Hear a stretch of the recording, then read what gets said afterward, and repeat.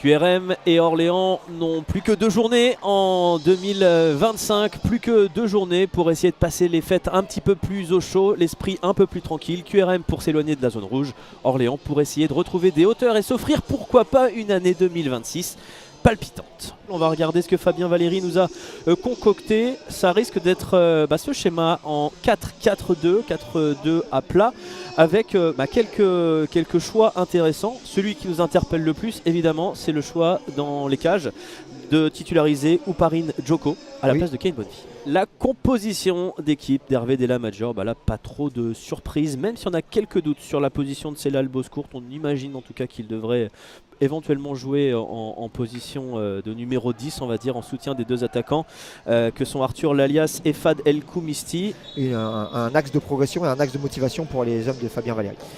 2 mois sans victoire pour QRM, il est temps de retrouver le chemin du succès face à une équipe d'Orléans qui reste sur 2 défaites en championnat. Alors à quoi ça correspond? Quelle est l'ambition? On n'est pas dans sa tête sur le plan tactique.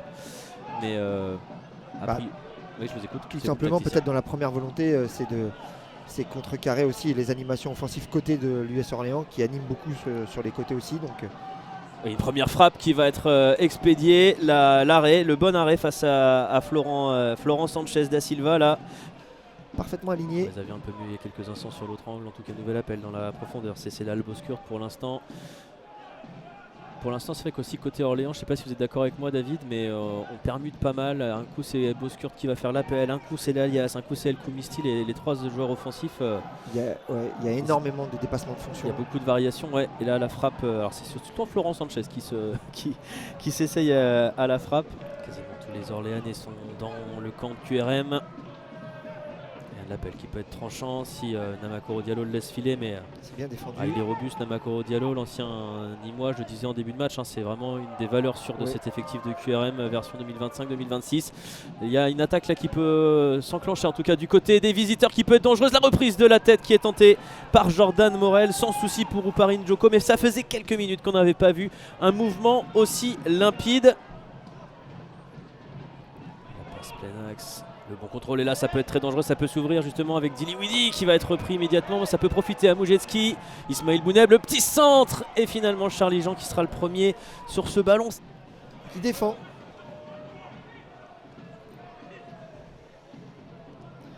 Après il faut aussi être...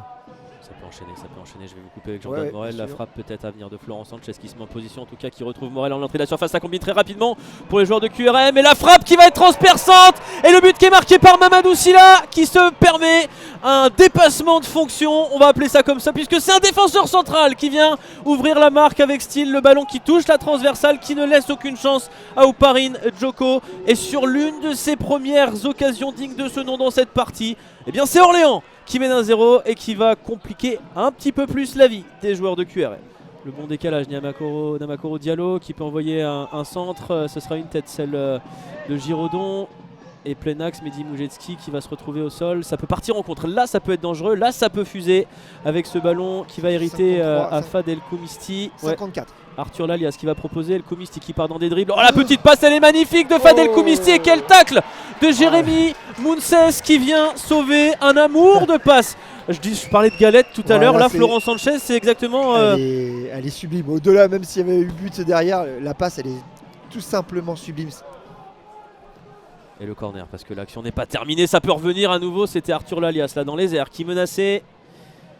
Auteur de 4 buts, le jeune Arthur Lalias, c'est un 2003. Il y a encore Sylla qui se retrouve aux avant-postes. Sanchez, le dépassement de fonction, on en parlait aussi tout à l'heure. Guillaume Cousse qui va avoir le compte favorable. Le centre de Guillaume Cousse, partie de billard dans la surface de réparation. Jordan Morel, la frappe de Cousse qui va accrocher le petit filet extérieur. Ça y est, ils sont partis les joueurs d'Orléans. Donc il faut qu'il veille à ça côté QRM. On attaque à nouveau, c'est bien fait de la part de Celal Bozkurt avec la frappe derrière de Arthur Lalias. Ça va être sauvé par la défense de QRM et Ouparine Djoko qui peut s'emparer de ce ballon. Je dis pas qu'il a été absent offensivement, loin de là. Mais ça vaut un but. Hein. Ah, ça vaut, oui, on va le mettre au classement. Ça peut amener un but. Clairement, on va lui rajouter le 8,1 si vous voulez. Guillaume Cousse plein axe, il peut frapper. Guillaume Cousse, il a la qualité de frappe. Guillaume Cousse, il va mettre la puissance, frapper dans l'axe, mais malheureusement ne pas accrocher le cadre. Et on n'arrête pas de permuter vraiment entre les trois de devant, hein. Des fois c'est Arthur Lalias qui est derrière El Koumisti et Bozkurt. Ça change vraiment. Pas de poste prédéfini. Le principal c'est de respecter. C'est très dangereux avec ce ballon là qui va échapper. Ça peut aller très très vite. Là il y a une situation en or de marquer un deuxième but de la part d'Orléans. Il est presque joué trop scolairement celui-ci.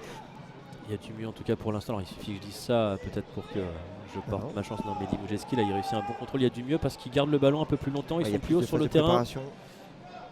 Et puis ils vont à droite, à gauche et ça permet à. Il n'y a rien, attention. Sur Nathanaël Bouekou, ils sont à 3 contre 2. Les contre-attaques là qui vont peut-être fuser. Fadel Koumisti qui s'est mis entre les deux défenseurs centraux. La possibilité de Guillaume Kous pour aller chercher de l'autre côté. C'est là le Bozkurt qui peut se présenter face à Ouparine Djoko qui va s'interposer. Il a agrandi sa surface là. Il a fait rempart. Ils prennent beaucoup de risques, hein. Ils mettent beaucoup de joueurs aux avant-postes. Donc forcément, dès qu'il y a une récupération dans la zone médiane, dans la zone d'approche, et bah tout de suite ils se font contrer et tout de suite Orléans se retrouve en supériorité numérique. Il est passé, Ismaël Bouneb qui peut resservir Lenny Piringuel, le contrôle dans la surface de réparation, la frappe enchaînée, on était à l'extérieur de la surface de réparation. Parce qu'on estime toujours qu'on peut encore apporter. Il y a un avantage à défendre vraiment. Oui, totalement. Le ballon vers l'avant, c'est inexploitable pour Dili. Ça peut profiter à Obiang et à ses partenaires. Oh, la petite déviation de Florent Sanchez, ça c'est du football à tous les étages. Là, le 1-2 longue distance, la frappe de Florent Sanchez derrière et l'arrêt de Paris Djoko.